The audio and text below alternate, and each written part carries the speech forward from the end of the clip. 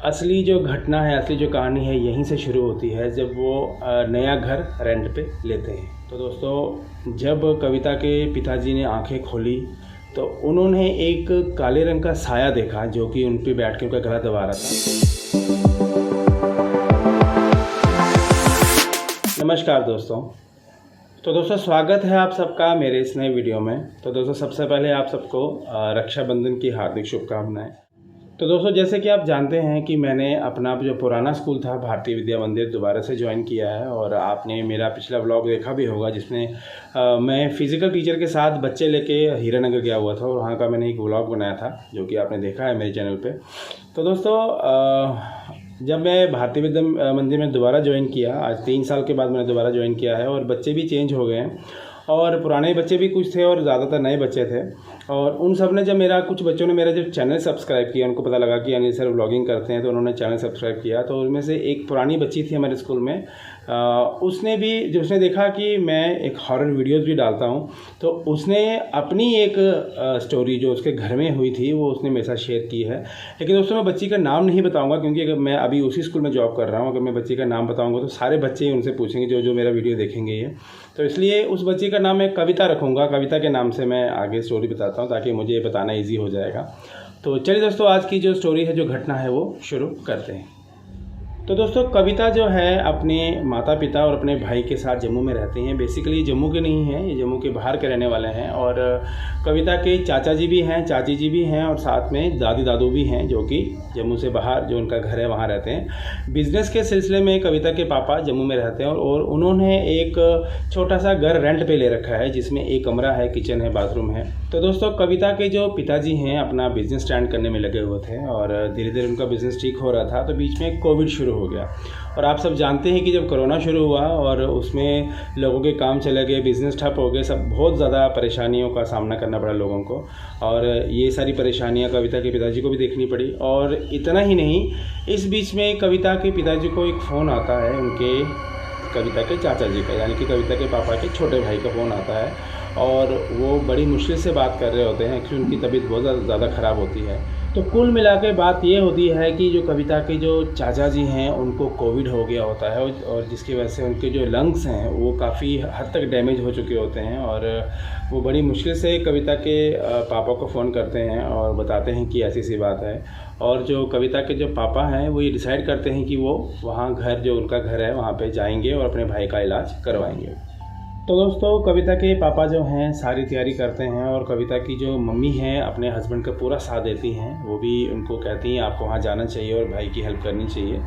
और जब कविता के पापा जो हैं, जब वो घर पहुँचते हैं, यानी कि जहाँ उनका असली घर होता है वहाँ पहुँचते हैं, तो देखते हैं भाई की जो कंडीशन बहुत ज़्यादा ख़राब होती है, और वो अपने भाई को लेके एक प्राइवेट हॉस्पिटल में वहाँ एडमिट करवाते हैं। आपको जैसे कि दोस्तों आपको पता ही है कि जब कोविड शुरू हुआ था तो लोग बीमार होना शुरू हो गए थे, तो लोगों को पता नहीं था इससे बचना कैसे है ना, और बहुत सी जानें भी गई थी। और हॉस्पिटल में बेड नहीं मिलते थे, ऑक्सीजन की कमी हो जाती थी क्योंकि एकदम से इतना कोविड फैल चुका था कि लोगों को समझ नहीं आता कैसे इससे बचा जाए।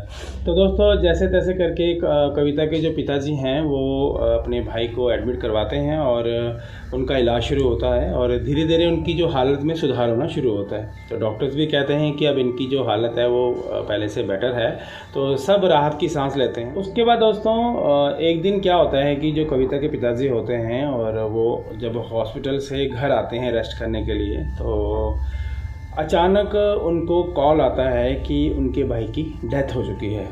तो वो एकदम से शॉक हो जाते हैं कि डॉक्टर्स कह रहे थे बिल्कुल ठीक है सब कुछ, ये पहले से काफ़ी रिकवर कर चुके हैं, तो अचानक क्या हो गया। चलो, जो होना था सो हो गया। पिताजी भी, जो कविता के पिताजी है वो भी अपने आप को संभालते हैं और अपने माता पिता को भी संभालते हैं, और भाई का संस्कार कर देते हैं। संस्कार करने के बाद जो कविता के पिताजी होते हैं वो अपने माता पिता को अपने साथ ले आते हैं क्योंकि वो बुज़ुर्ग थे, तो वहाँ उनकी देखरेख कौन करता है, क्योंकि बुज़ुर्गों को ज़्यादा खतरा था कोविड का। तो वो अपने साथ उनको घर में लाते हैं, और जब वो देखते हैं कि अब फैमिली हमारी बड़ी हो गई, यानी कि माता पिता भी साथ आ गए हैं, तो फिर वो एक बड़ा घर रेंट पे लेते हैं। तो दोस्तों, असली जो घटना है, असली जो कहानी है यहीं से शुरू होती है जब वो नया घर रेंट पे लेते हैं। तो दोस्तों कविता के जो पिताजी हैं जब अपने माता पिता को साथ लेके आते हैं और जब उनका भी टेस्ट वगैरह होता है तो पता चलता है कि उनको भी कोविड हो चुका है, तो सबको अलग अलग रूम में रख देते हैं। और जो कविता की जो माता जी हैं वो उन सबकी बहुत सेवा करती हैं, जिसकी वजह से वो ठीक हो पाते हैं।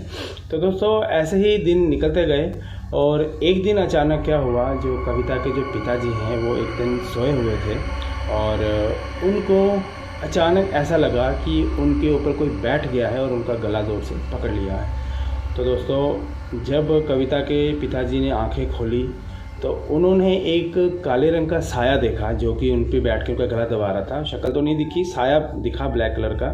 तो वो चिल्लाने की कोशिश करे लेकिन कोई आवाज़ नहीं निकले।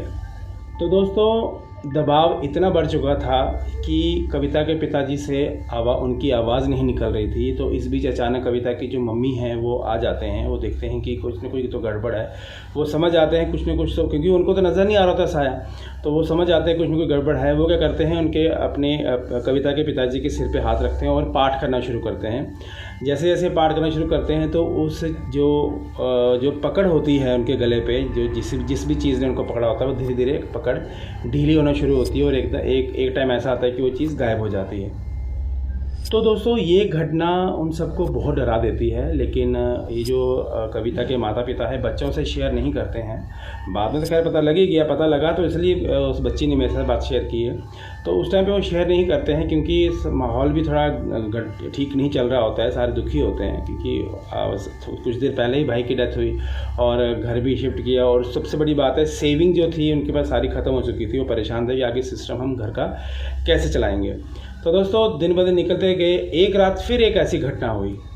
तो दोस्तों होता क्या है कि जो कविता के पिताजी और मम्मी सोए होते हैं और अचानक से कविता की जो मम्मी होती है उनका कोई पैर पकड़ के बहुत ज़ोर से उनको खींचता है और वो घसीटते हुए काफ़ी आगे तक चले जाते हैं। तो दोस्तों कविता की जो माताजी होती हैं वो काफ़ी डर जाती हैं और ज़ोर से चिल्लाती हैं और कविता के जो पिताजी हैं वो भी उठ जाते हैं और वो सारी घटना सुनाती है कि मुझे किसी ने घसीटते हुए आगे तक लिया। और वो सब परेशान हो जाते हैं, आखिर ये ऐसा हमारे साथ क्यों हो रहा है ना। पहले वो रेंट पे रहते थे, अब जब से उन्होंने एक घर शिफ्ट किया है, इस घर में आए हैं, तो इसी घर में ऐसी चीज़ें होना शुरू हो गई हैं। पहले कविता के पिताजी को किसी ने गला दबाया है ना, और उसके बाद कविता की जो मम्मी थे उनके किसी ने पैर खींचा ज़ोर से।